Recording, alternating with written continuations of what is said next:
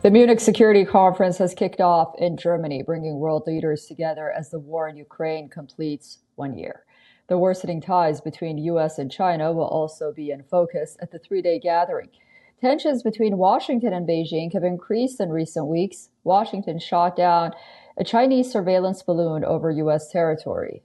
The other issue that is likely to figure at the talks is the stalemate with Turkey over NATO expansion. Ankara has so far stalled bids from Sweden and Finland to join the alliance. German Chancellor Olaf Scholz and French President Emmanuel Macron will be speaking shortly at the opening event.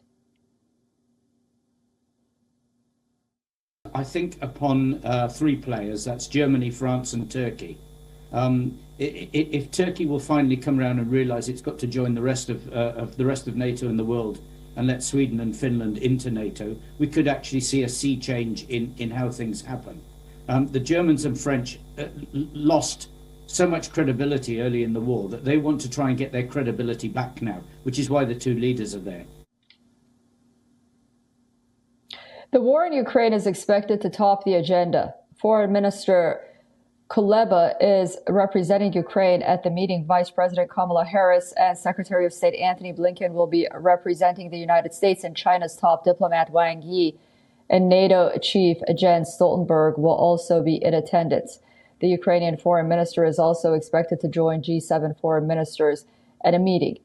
On the sidelines of the conference, the Munich conference has been convened since 1963. The forum bills itself as a unique platform for high-level debates on the greatest foreign and security policy challenges of our time. But there will be no formal representation from Russia, Iran, or North Korea. The absence of these countries will pose perhaps a big challenge to any breakthrough being achieved during the conference. There were no Russian or Iranian officials at this year's Davos summit either. In the past, Munich has been a venue for bringing foes together. But this year, any diplomatic overture between Russia and the US or the West are clearly out of the question. And so is the rapprochement between Iran and the West? Some even say that the conference may lose its significance if only it has a voice from the West.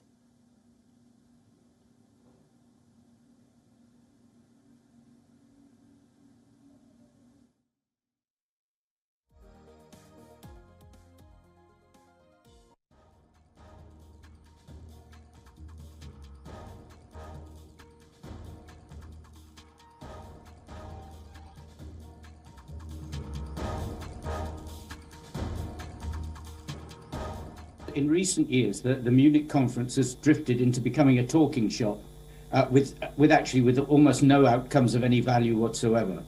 I mean, last year, you will remember, they asked Russia not to invade and it had no effect whatsoever.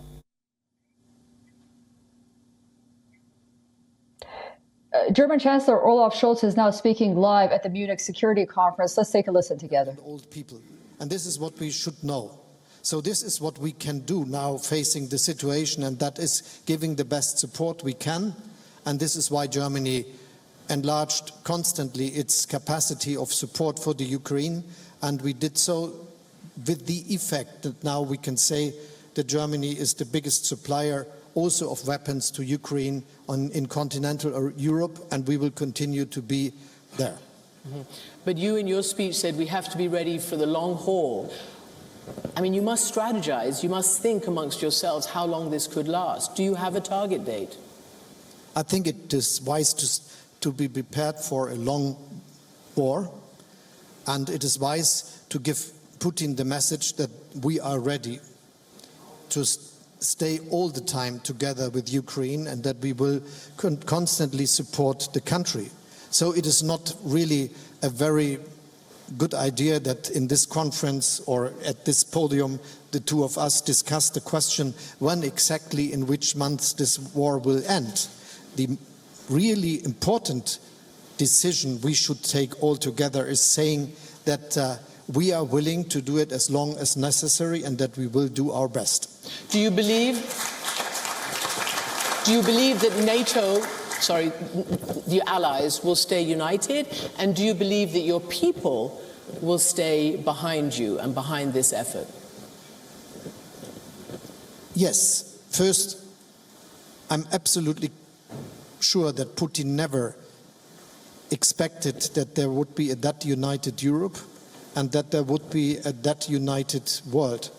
He never thought that the transatlantic partnership would work that good, but also he never thought that there would be so much support for Ukraine from many other countries all over the globe.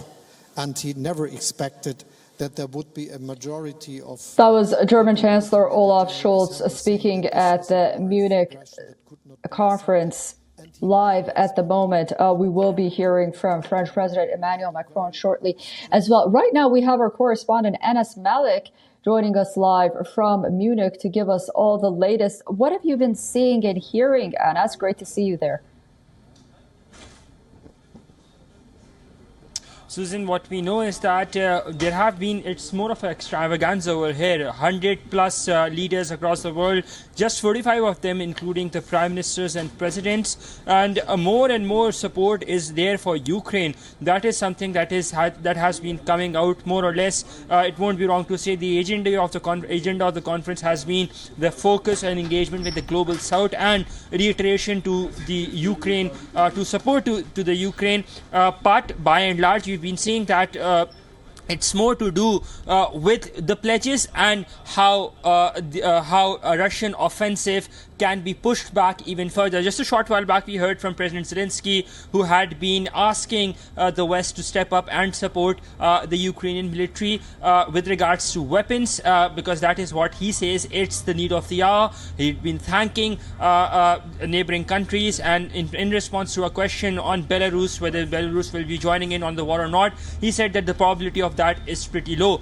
Just a short while back, as we cut across to Olaf Scholz, the German Chancellor, and in a while from now we'll be hearing from the French President Emmanuel Macron as well. So this three-day event is set will continue. Tomorrow there's a very interesting panel discussion between the US Secretary of State Antony Blinken, the German Foreign Minister Annalena Baerbock, and the Ukrainian Foreign Minister Dmytro Kuleba. They will be discussing on the way forward with regards to the Ukraine war. We're expecting that the Ukrainian side would be pledging for more jets, as what their emphasis has been. But what would be the response of the United States tomorrow here at this forum? That would be something that would be very, very closely watched out, Susan. And we'll be getting all those updates from you, and as from Munich as well, and we look forward to speaking to you. Also, that the fact that Antony Blinken is going to be under the same roof with the Chinese diplomat Wang Yi. We'll be looking forward to seeing what's going to happen with that as well, with tense relations between China and the United States. Anas Malik, thank you so much for that update, and we'll talk to you soon.